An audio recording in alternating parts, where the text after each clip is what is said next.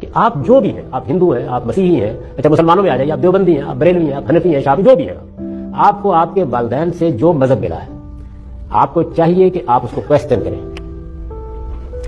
Question جب آپ کریں گے تو یا آپ کو آپ کے سوال جو، اور یہ سوال میں آپ سے عرض کروں کہ جیسے ہی آپ کسی آدمی کو کہیں نا تم کویسچن کر سکتے ہو، وہ ڈرا ہوا ہوتا ہے بیچارہ، جیسے ہی وہ کویسچن کرے گا کچھ کویسچن واقعی پیدا ہو جائیں گے. اسے کہیے اب اگر تم اس کا جواب جاننا چاہتے ہو تو تحقیق کرو، اس کا جواب جو سوال تمہارے ذہن میں پیدا ہوا ہے.